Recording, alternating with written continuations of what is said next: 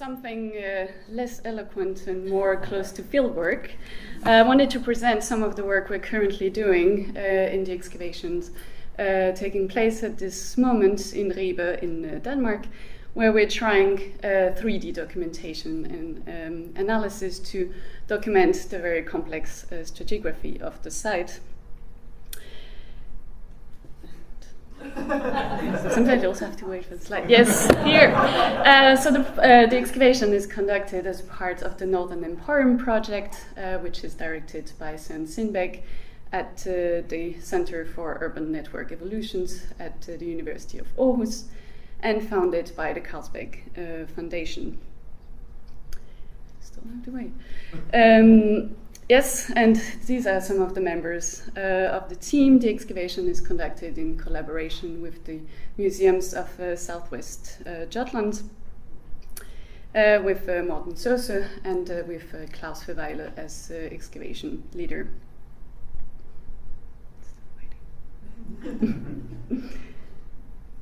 Right, and the purpose of this new enormous excavation is to investigate the emergence of maritime network urbanism in northwestern Europe at the Dark Ages, focusing on Scandinavia and the emergence and role of Ribe within this. To do this, we've introduced a number of different methods for the fieldwork, including a number of natural scientific analysis, one of which being macromorphology that Barbara will be presenting to you afterwards. And of course, with such a complex material, there are a number of challenges. How do you tackle this kind of extremely complex urban stratigraphies? This is a kind of picture that might be known to some of you.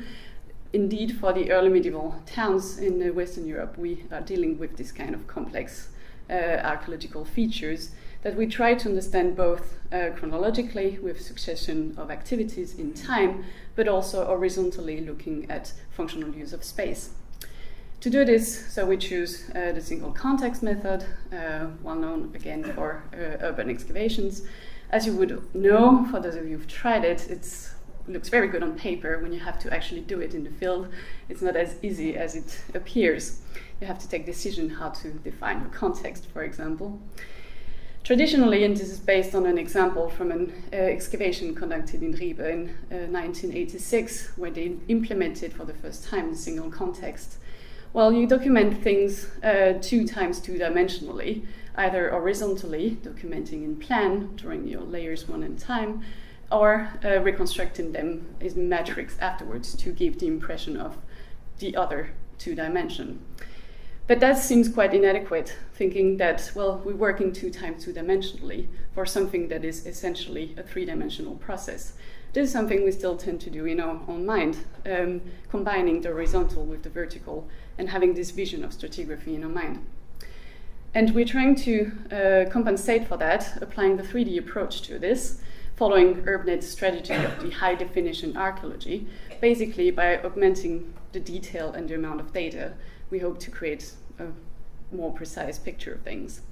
And working with 3D scanning means working with a lot of very small points.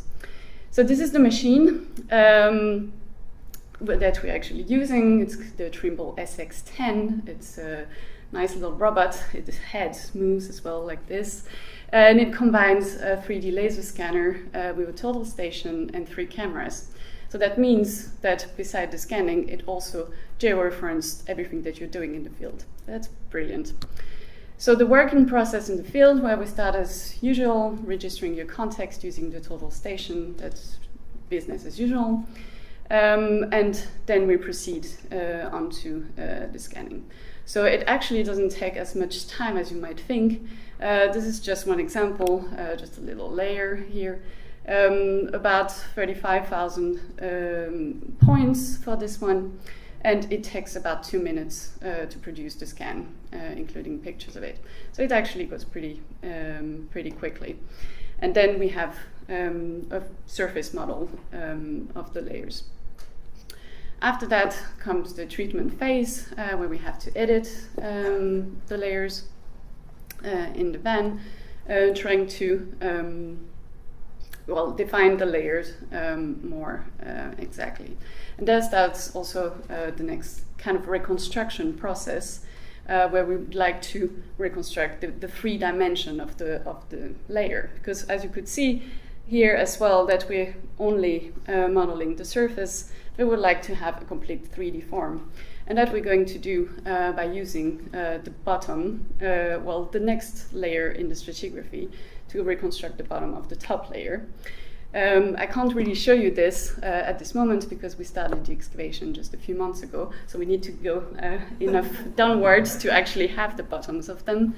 But if you virtually reconstruct the bottom of those layers, this is how it's going to look like. And within those units, we would like to also to be able to add metadata, for example, facing information from the micromorphology finds, etc. And what we would like to use this for, well, yes, we have a fancy machine, and we're not doing this just because, well, we have the technology. We would also like to use it for something. And the first point is for the interpretation. Excavating single context, very often you don't have a totally contemporary surface throughout your whole field. And it might be sometimes a bit complicated to understand contemporaneity and horizons of occupations. And these we can reconstruct virtually, combining layers which we think would be contemporary.